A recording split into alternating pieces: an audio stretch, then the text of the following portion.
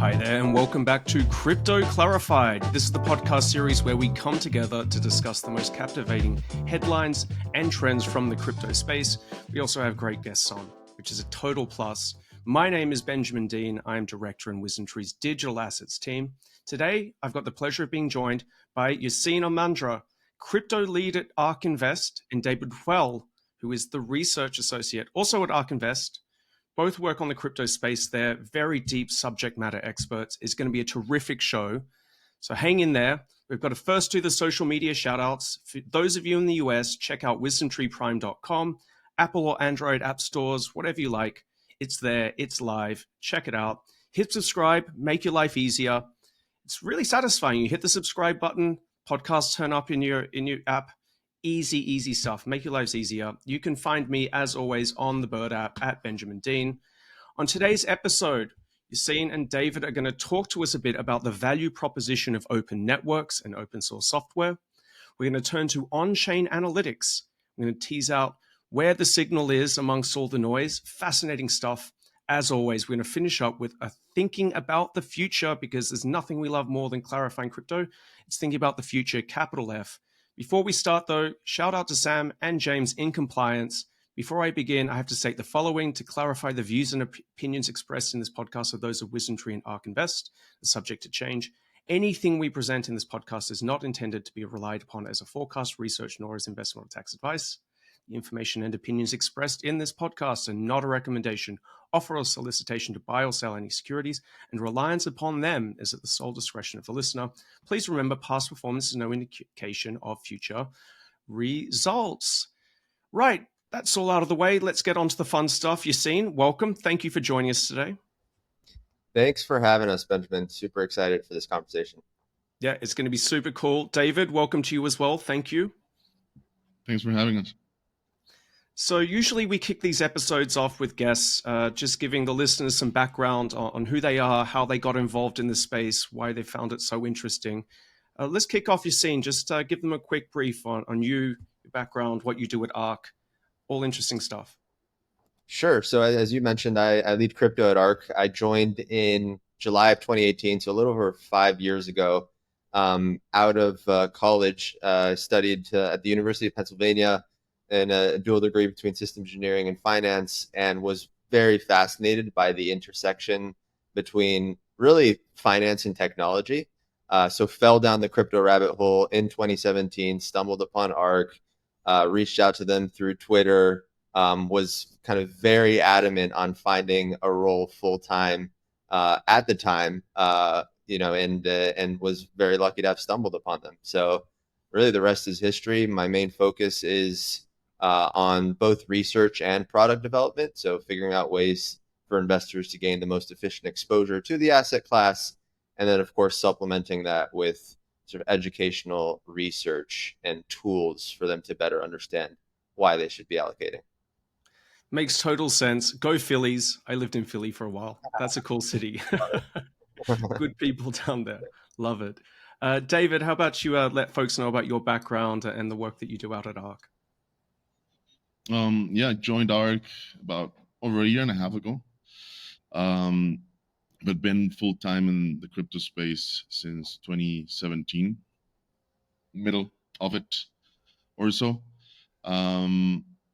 First came to it as for its political and financial value propositions, especially Bitcoin.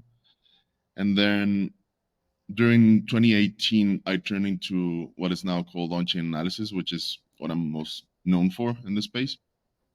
And with Willy Woo and Murad Mahmoudov and other researchers at the time, I published a ton of research on that. A lot of the metrics that you see on your Glassnode or Coin Metrics, I had the fortune of authoring or co-authoring some of those metrics. And then gearing up to 2022, I was lucky enough to find ARK and Yassine, and been happy ever since, helping with both research and product development as well.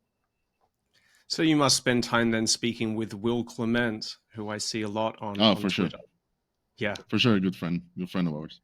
Yeah, there's some excellent analysis and research that I guess that corner of the Bird app does.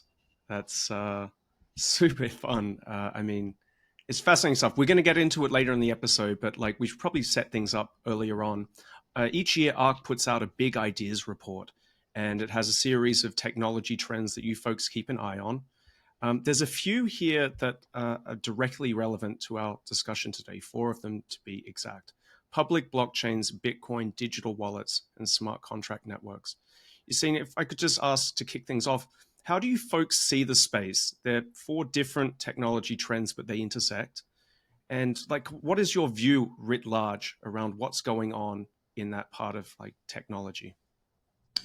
Yeah, I think when we kind of take a step back, the what we like to assess is the fundamental value proposition of a specific technology.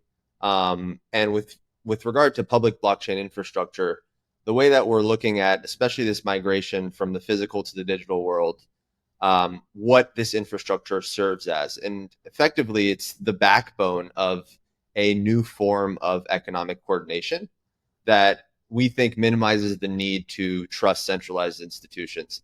I'm looking at the top of this riverside and I see crypto clarified investing in the truth.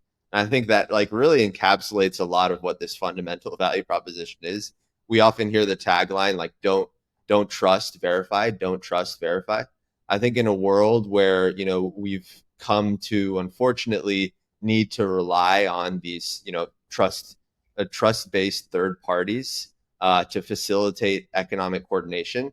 When you introduce a decentralized, open source, user run, permissionless network to facilitate the economy, that's a very profound and what we like to call big idea. So when you think about the permissionless characteristics of public blockchains, the open, the decentralized characteristics of public blockchains, lowers the cost of coordination. And we find that that most profound impact really begins with Bitcoin or money. You know, when you think about the novel form of self-sovereign, censorship-resistant money, disrupting the world of fiat currencies and providing an alternative to central banks. But it really doesn't stop there, as you kind of alluded to. You have Bitcoin that has birthed massive innovation across multiple revolutions outside of just that money use case. And that is, you know, a financial revolution and an internet revolution. You know, with regard to the financial revolution, the ability to coordinate financial services and contracts outside the purview of traditional services and financial institutions. And then the internet revolution kind of alluded to smart contracts, but the ability to kind of facilitate the coordination of identity, of reputation, and of data outside of traditional media conglomerates. So it's been really interesting to just see the evolution of these revolutions. But the way that we encapsulate that in really simple terms is this solves a really interesting coordination problem. It makes total sense that you would see it like that. If you've got a background in systems engineering and economics, like it's unmistakable what's happened if you look at it through those 2 lenses. Absolutely. Different ways for people to coordinate and share information with each other in kind of a trustless fashion. Of course, there are other elements where you've got to, we can get into that later around where trust plugs in. And of course, my background is cybersecurity. It's always top of mind. But before we go to there, David, you do on-chain analytics. So when we talk about public blockchains and Bitcoin, smart contracts, we're talking about open source software, distributed databases. Can you let the listeners just kind of know what it is at a technological level, and then the way in which those open networks and open source software allow visibility to outside parties, which allows folks like you to do the on-chain analysis that you do? But yeah, so as you mentioned, one of the main value propositions of Bitcoin and other crypto assets, not all, but most of them, is transparency. That public ledger that is crucial and core to that technology becomes a way to see into it and the behavior of the network participants at any given time. And that transparency provides a lot of potential for diagnosis and analysis related to, you know, the behavior of the participants and the inner economics of that given blockchain. So you could think about it as a middle point between a way to analyze the real world versus price on the other end. That middle point becomes on-chain analysis to some extent in terms of diagnosing that everything in the network is working correctly for stuff, right? Supply is being, issuance is taking place at the agreed upon schedule. Hash rate is healthy, for instance, as a proxy of security of the network. And also it gives you a sense of supply and demand dynamics at any given time. The visibility that one gets into these networks is really kind of fascinating when you compare it to traditional markets and ways in which people store and obscure information. That visibility in of itself is a value prop straight up. But before we go deeper down that rabbit hole, it's probably worth, for the listener's sake, just tracing out, Yassine, for public blockchains and smart contract networks, we're talking about open networks, we're talking about distributed databases, but there's lots of them and they're kind of different in the way they're configured. You just trace out in loose terms, like in your mind, how are they different? Why are they different? And how should listeners look at all of these various networks out there? Yeah, I think that's a good question, especially relative to where the opportunities lie. I like to answer this question from more of a top down of looking at the different revolutions. So the monetary, financial, and internet revolution is how we've segmented it. And ultimately, the building blocks of that revolution are going to require sort of different trade-offs in how the system is actually built. So when you think about something like Bitcoin, which is this almost rules-based self-sovereign money, the ethos and how the system is built is quite conservative and simple, and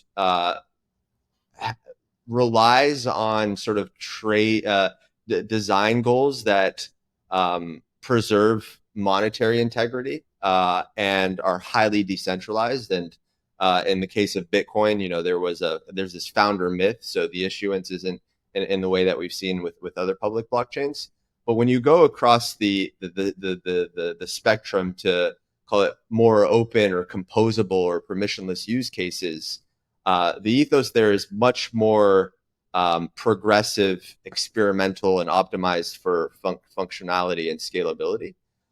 So when you think about even consensus algorithms like proof of work versus proof of stake, it's like, does a proof of work algorithm make sense for a high throughput smart contract platform versus something like a proof of work where you just want to send small bits of data that are high fidelity, that are irreversible. And so we kind of assess the trade-off between really decentralization and security and sort of use cases and functionality. So call it, the more narrow you are, call it, the higher assurances you might have, but the less you can do. And so that's kind of the trade-off that we're assessing. I also want to just circle back to one of the points that you made on looking at just more status quo infrastructure and how transparency is almost like a byproduct of how these systems are built. And oftentimes I've found like the best way to really understand that value proposition is by understanding how more centralized systems and status quo infrastructures operate, right? When you think about, how central authorities, they're the ones that mediate network activity versus in a decentralized use case, you have, distributed computer nodes that are, mediating network activity. When you think about what closed source actually means, it's that the rules of the network are determined behind closed doors at the discretion of companies or platforms or regulators. What open source means is that the network rules are open and they're auditable and they're coordinated by users and effective stakeholders. Even things like the idea of what it actually means to be permissioned versus permissionless. Like permissioned, you have geography, you have regulation that control the access. There are explicit borders. Permissionless, there's anyone with access to the internet that can participate and innovate here. So when you're thinking about on-chain analytics and what it actually is, it's really just a byproduct of being set up in the way that these public blockchain networks have been set up. And contrasting it with sort of traditional status quo infrastructure, I think is an additional interesting angle to really just highlight the value proposition of these open networks. There's a couple of interesting ideas in there. One of them is that the technology doesn't come from nowhere, that people build them for different purposes, and you face engineering trade-offs as a consequence. There's another element there that you're hinting at, and that is something, David, you mentioned earlier. It's kind of, you were interested in the politics of it to start with. And this is the part where Sam and James in compliance don't send me a memo bringing up politics. But there is a certain, it reminds me of Richard Stallman and the free open source movement. David, well, if anything, it's apolitical. It's political. It's political neutrality. If we don't want to talk about politics, it's like the whole idea is that you're agnostic to the politics. Like Bitcoin and free and open source software doesn't really care.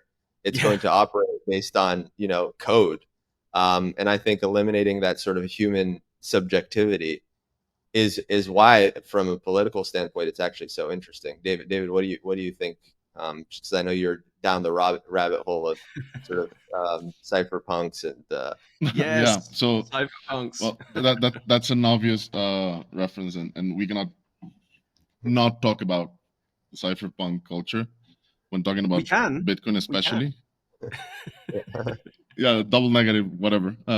But basically, in terms of what I meant by political, for me, it was a major achievement just to see how Bitcoin managed to do two things at the same time. One was to have a very, it's not apparently neutral. It's more like, yeah, let's say in terms of accessibility, it was very much neutral, right? The network doesn't care if you're Democrat, Republican, Libertarian, whatever. You have equality and opportunity in accessing it, both from a standpoint of buying it, mining it, especially way back in 2010, 9, 10, 11. But also, I really found interesting how it managed to achieve a Schelling point and gridlock throughout time. And that was the basis for basically achieving or preventing game theoretical attacks every single second for, basically 14 years almost. That was very interesting to me, how it was organic enough to give access to all while preventing, let's say, something apart from a market affecting it substantially. Let's hit on that point there, Schelling point. We're starting to get into game theory stuff there. Just for the listener's sake, you say the Schelling point there. Just give them a quick taste on that concept. They can go to Wikipedia and see it, of course, but that is an important concept, actually. Yeah, in game theory, in essence, and at a very high level, it's where you have several interests. Some of them may be nefarious from different actors, and you manage to devise a system, perhaps organically or not, where those adversarial interests of the participants manage to result in cooperation, given the incentives of the system. I think that gets the job done at a high level. Yeah, it's and it's kind of a feat to have achieved. I call it the most adversarial software environment out there, except maybe like military systems. Everyone's trying to break it and try to find ways to game it. And if you can get people to cooperate, essentially, mediated via digital technology, it's really quite a feat. And anything that survives in that environment over time is doubly impressive. It's like the whole trinity of what you would like to attack if you're a nefarious actor: money or finance in general, nukes, and electrical grids, right? Energy in some way. So Bitcoin got to at least achieve equilibrium in one of them. Lots of competing interests. And then it's a little bit like capitalism in a way that you've got to get people to act in their own self-interest in a way that doesn't damage others and creates greater prosperity as a consequence of the cooperation between the different actors. You know, the other one that comes to mind, I don't know if you two have looked at Stafford Beer, who put together something called Project Cybersyn in Chile in the early 70s. Like, again, it was this kind of, all right, so that's a Wikipedia job there. Oh, there's some great books, actually. No, I'd love to hear about it. Yeah. Okay, let's do that. Who's Stafford? So if we think about like technology as a byproduct of whatever our capabilities are at a point in time, and there's also like a political and social dimension and an economic dimension. So Stafford Beer was a consultant in the United Kingdom in the early 70s, and he was asked to come to Chile by the government, Salvador Allende. And basically they looked at the technology they had at the time, and they wanted to create a system whereby you could almost get, it's almost cybernetics. You get feedback from parts of the country in order to coordinate the economy, and then pull in information from people about whether they're happy or unhappy with how things are being conducted.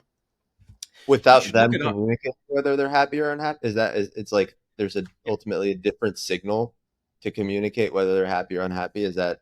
Yeah, they had like a dial. So you could dial like this thing, like it or I don't like it. And as a consequence, you get this feedback mechanism that feeds into the central government and helps them, like, in an optimistic way, try and calibrate economic policies to maximize people's well-being. It's go and check it out because they've got this great like hub. It's something out of like Star Trek. These like vinyl chairs and like red carpets and things. And that's where all the data came in for them to kind of make these decisions. They used telex machines at the time. But I guess what I'm trying to get at is if you know about cybernetics and you know about like the evolution of technology, you see these experiments over time. Some of them are successful and some of them fail, either for their stated goals or they're co-opted. And so when you see something like Bitcoin comes along, and then like, as you said, you've got the Schelling point dynamic, the game theory, you've got to get all these competing interests to cooperate, and it survives. It's kind of not an easy feat, is I guess what I'm angling at, and is kind of very deliberate in the way in which it's designed to start with, then changed over time. And we watched this process playing out with all of these different smart contract networks. You said like the Bitcoin network's really, really hard to change, and rightfully so. They're live experiments, in essence, or economic experiments playing out in front of us. And the good ideas succeed and the bad ones disappear and everything keeps rolling on. But alas, I'm going down the rabbit hole. I told you that technology history was going to come up. I tried to relent, but I can't help myself. Love it. Let's go to let's turn the episode now towards the second half, and that's on-chain analytics. Now, I started my career at the OECD. I used to work around like national statistics, and they're an absolute mess. And someone has to clean them up, make them comparable across countries over time. And so, you know, that's part of the reason the OECD exists and the United Nations Statistics Division. But we've got, so it's messy. Data can be messy. It's hard. But we have a new source of data here. And David, I know that you're the expert here. When you approach the opportunity to collect on-chain data, what are you looking at? How are you thinking about it? Which metrics do you collect? Why, and which ones do you discard? Well, I'll start by saying what sort of data on-chain analysis collects in essence. It's basically three things, and out of that you can get a bunch of metrics, indicators, and analyses. The first one would be volume, meaning the number of coins at any given address or transaction. Think about it as what percentage of the supply is at any given place or takes place at any given time. The second would be addresses, which may be confused by for users, but it's not really that. It's in essence the by accounting the holder that collects the coins after any given transaction. And the third one, which is perhaps equally important as the first, time, or let's say stamping, which is you can assign a specific time where a coin last moved, or a specific price where that coin last moved.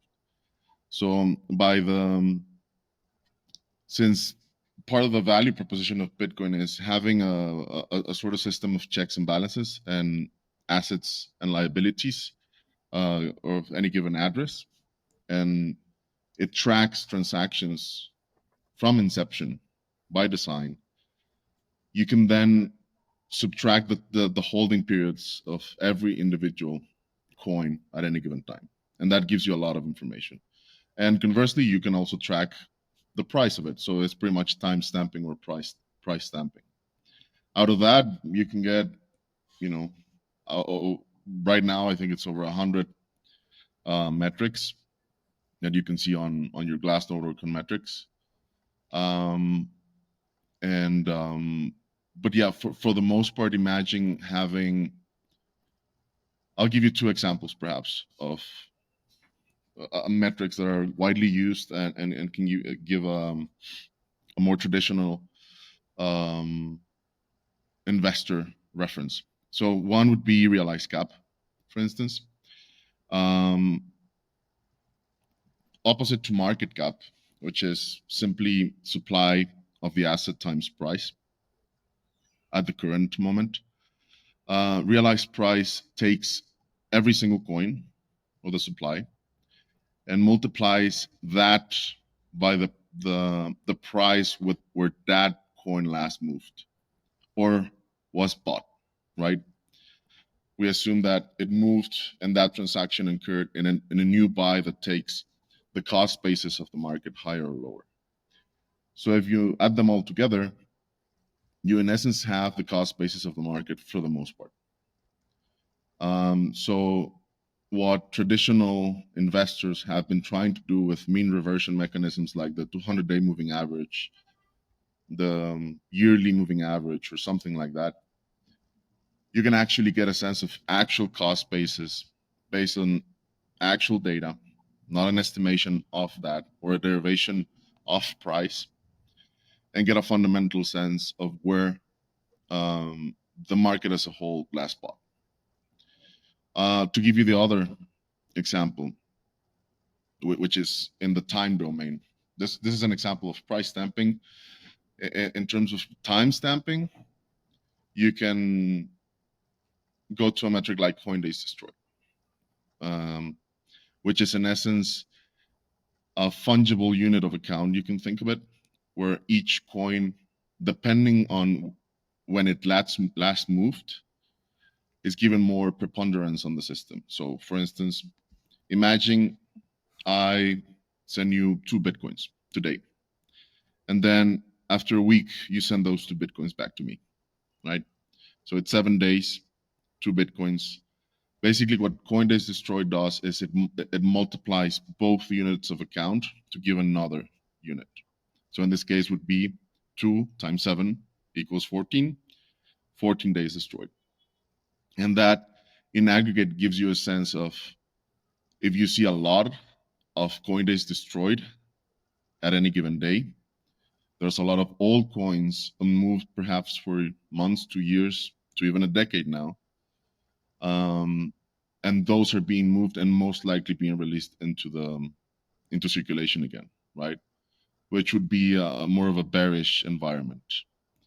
And conversely, if you see a lack of those over time, it's usually suggestive that the liquidity is restricted in the system, and whatever Bitcoins are left in circulation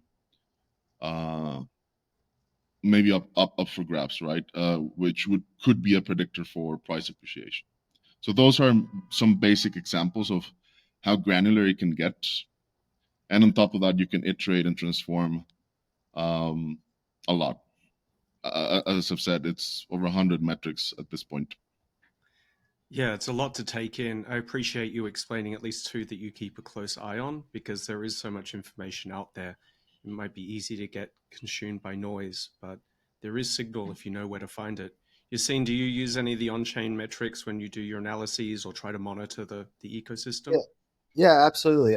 Maybe taking another just step back, because I want to go back to a point that you made, Benjamin, on the data room, that like you were interfacing with, and how there was sparse data, and the data is not necessarily as reliable or incomplete.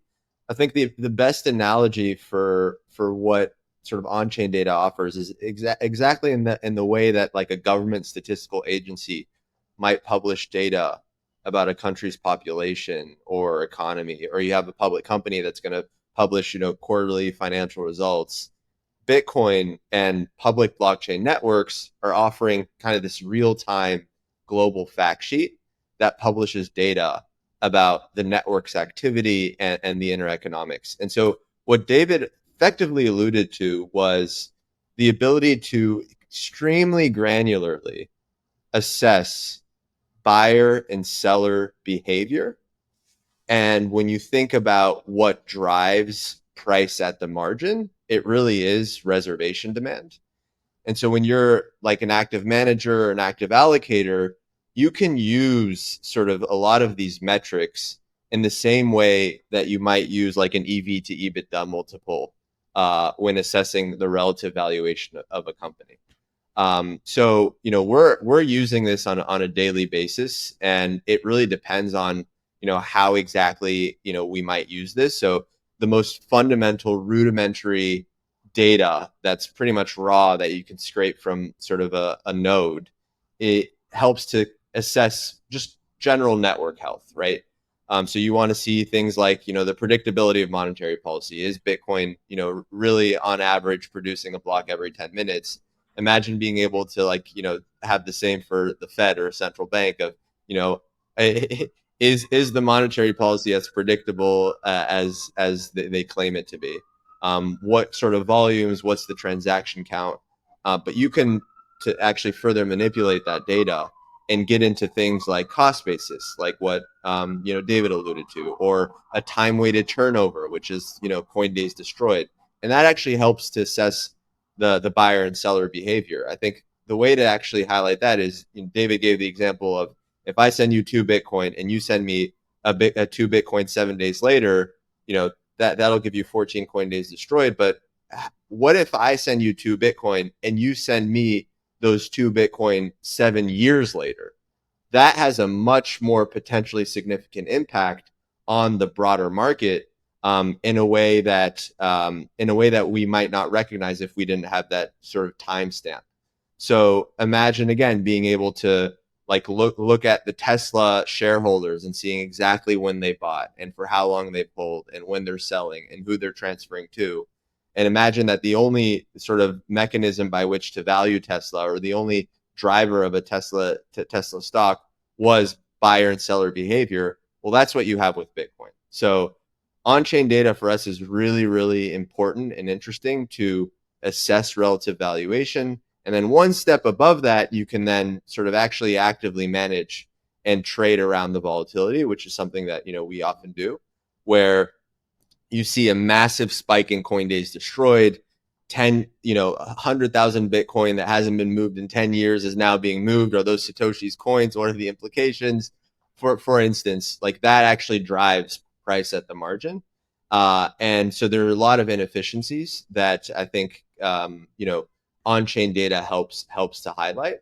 And then on top of that, and I'll finish with this, when you think about these assets as independent assets in the broader sort of traditional asset class spectrum, where Bitcoin, Ethereum, they don't really fit neatly in sort of a traditional asset class framework like a bond or an equity or a traditional commodity.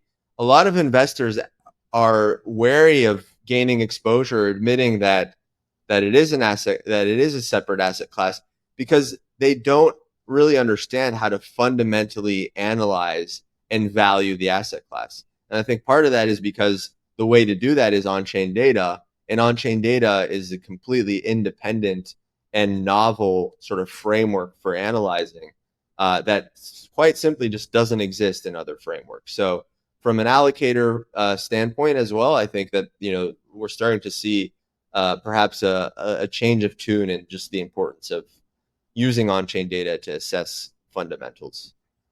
There's another wrinkle to that as well, which is that the database doesn't lie. So, Yeah, you pore over accounting statements, you're looking at the footnotes, you're trying to find, where some funny business is going on.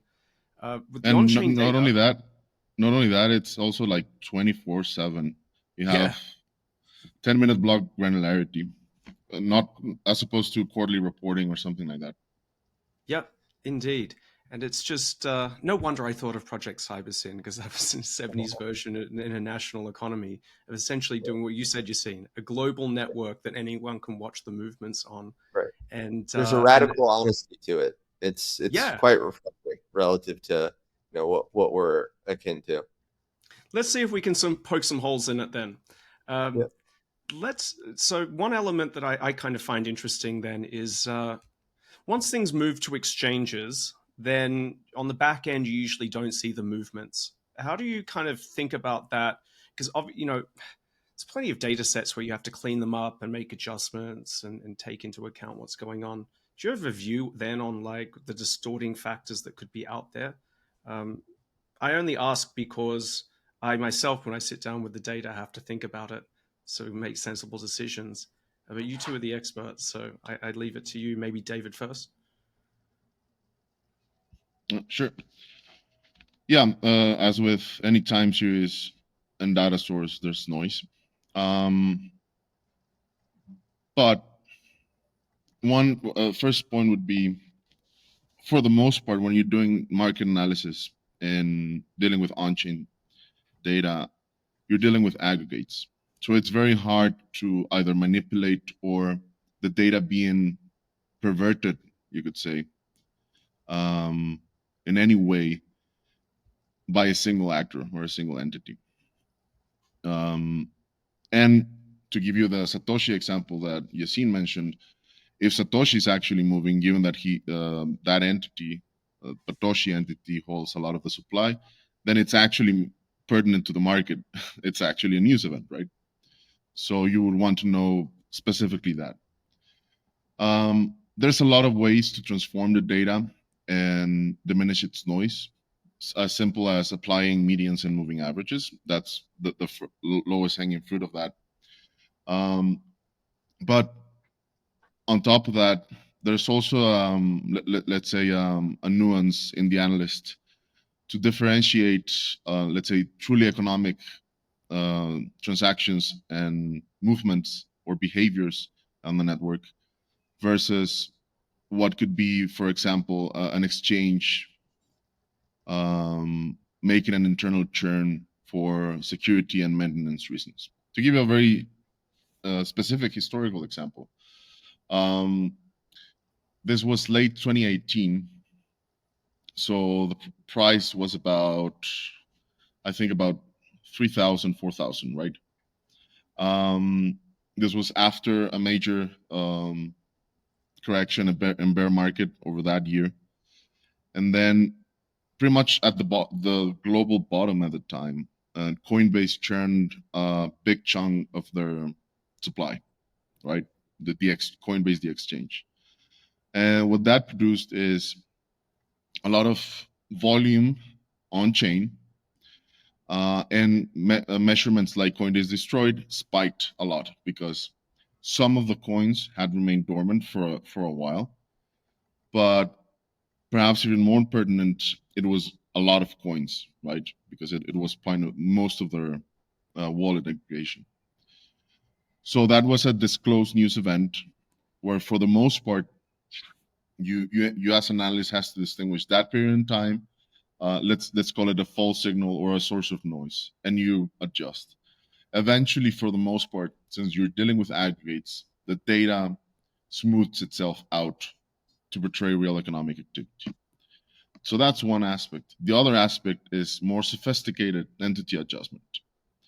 So you have firms like Coinmetrics, like Glassnode, etc., who are getting very good at dealing with what you could call in the industry address clustering or entity adjustment, which is pretty much identifying manually and via machine learning what are the different addresses held by a single owner or a single entity. It could be a whale, like an early adopter that or mined a bunch of Bitcoin in 2011, or it can be an entity like Coinbase or Bitstamp or whatever exchange, right? Or a custodian. Now, the level of sophistication goes to where the way the transactions between those addresses behaves, you can detect when those addresses cluster into a single entity and filter out the transactions between those addresses. So basically what you get is you only filter or not filter the transactions from that address into another counterparty in the network. And that gives you a sense of true economic behavior, right? As opposed to just wallets being churned internally for security reasons or whatever. So there's a lot of sophistication throughout the years, and it's increasing. And ultimately, it's also a part of the job of the analyst to filter out noise from the signal. Yeah, it's a whole job, that, isn't it? You've got to handle the data carefully to find the signal, not get kind of the noise creeping in and distorting the kind of how you interpret what is and is not going on. Yassine, do you like just thinking about actionable stuff? Sure. I mean, I think to your point, uh, the data cannot just be looked at in its rawest form, and market dynamics will actually change the legitimacy of that data.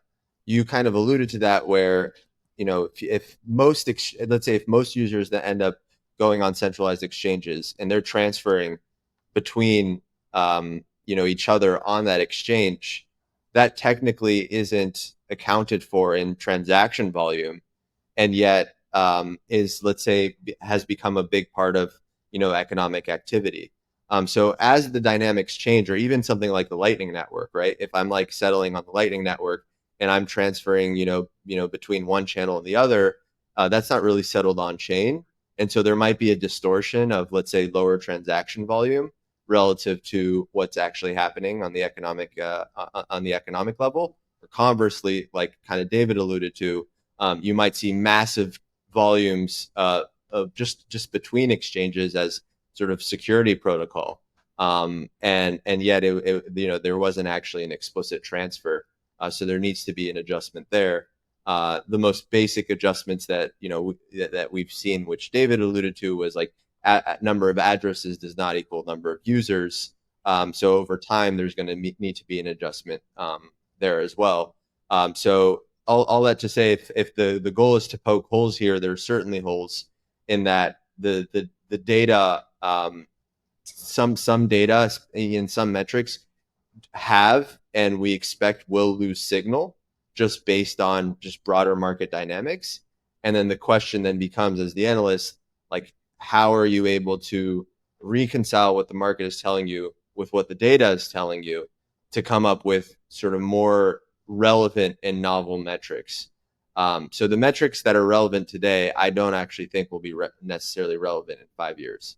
And the metrics that were relevant 5 years ago, I'm thinking things like NVT ratio, right? The network value to transaction volume ratio. That was the ratio that everyone was, all over a few years ago. It actually lost a lot of signal because of the migration to centralized exchanges, and that's no longer sort of an industry, a metric that's used by the industry. That's I think, one of the more prevalent examples. One of the ones that has my eye at the moment is the Ethereum layer 2s. So someone sent me across on-chain transaction activity on the Ethereum base layer the other day, which is declining, and put it up against Bitcoin.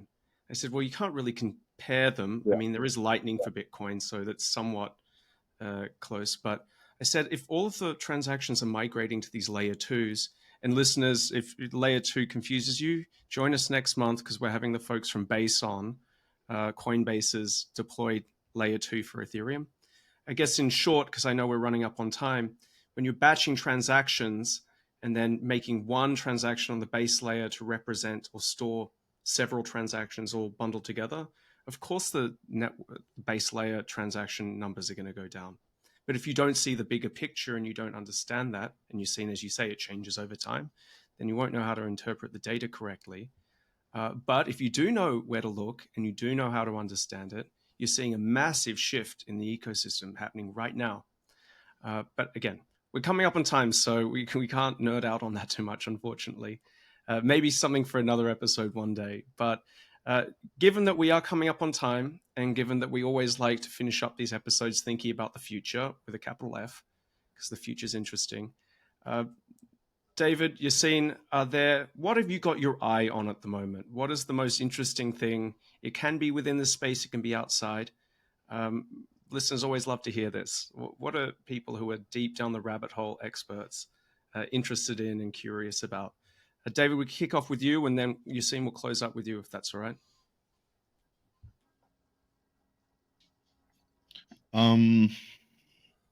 Yeah, we have a paper coming up, actually, which will be quite interesting to get your thoughts. Goes back to the time stamping that we measured and related to Coinbase Destroyed. So I have would like to get the feedback from readers on that. In terms of interesting to me is perhaps solving first fungibility for Bitcoin. I think it's still a low hanging fruit that has not been fully solved, especially at the protocol level. And then perhaps a little bit more, way more into the future, the game theoretical aspects of quantum and how they could affect Bitcoin down the road into more of a between 5 and 20 year time horizon. So yeah, those, and just in general, I don't know how AI is affecting art. It's top of mind as well. No, I think that's about it. That's good. Listeners, sorry, we're not going into lattice-based frameworks today and quantum-resistant cryptography. But if people want it in the future, we can do that. But Yassine, I know we're coming up on time, so I'd leave the floor to you to finish things up. What have you got your eye on? Sure. I mean, for me, I think when I look at the dynamics of 2022, just the broader space and what people were focused on, I think it was quite disheartening to see just some of the incentives that were at play, where investors were allocating capital, just the broader sort of cycles of fear and greed, and that, let's say the momentum had and the pendulum was really shifting towards an industry that didn't really pride itself on sort of the ethos that it was founded upon. So what interests me is kind of shifting back that pendulum to kind of an ethos that prides itself on honesty, radical transparency, and truly like enabling the freedom of wealth transfer and transaction and the ability to store value across time and space. So right now I'm kind of looking at more, emerging market use cases, going back to the basics, not really following the hype, and going and start and looking at this industry from really where we started. So that has been top of mind for me as we saw the washout in 2022 and into 2023. But the future, capital F, future is certainly bright, and excited for what's to come. Yeah, the animal spirits were well and truly in motion, and the bad part is you get the bad parts, so it's circular logic. But you see a lot of misallocated capital and things that don't work, and I'm glad that noise is now much, much lower, and we are in that point in the cycle where people are actually building useful things that can find product market fit, ultimately is what kind of projects. That's perhaps the best part. The best part about 2023. It's just quiet. You should do more What of it. interests you, Benjamin? Let's finish off on what interests you. Well, I've got a stack of books here about genomics at the moment. And I mean, our genes are essentially encoded information. And it's starting to get to a point where you can kind of sequence your own genome, DNA. That's where the technology's at. And it's really just information stored in a cellular form rather than on a distributed ledger. But that's what my stack of books has here. Love it. I'll have to let you know in the future how that goes, but it's something that's got my eye just because it's kind of interesting to think about the questions around where it comes from and how it evolves over time. But that's a whole episode in itself, and we are at time, listeners. Yassine, how can people find you on the interwebs? You can find me at Yassine ARK on Twitter, X, however you want to call it. Twitter. It's always going to be the Bird app to me. So the Bird app. That's what I'll say. Twitter. All good. David, how about you? It's Puell ARK. Same on Twitter. Bird app X. Wherever people are doing on-chain analytics in the corner of X, you can find David. It's good stuff. Yassine, I also follow you on Twitter, so it's good stuff as well. But with that, we are out of time. I hope everyone found today's podcast useful and informative. I sure did. WisdomTreePrime.com. Check it out. Apple Android stores. It's very cool. Find me on the Bird app at Benjamin Dean. David, Yassine, thank you very much. Thank you to the listeners for tuning in. I hope everyone has an excellent day.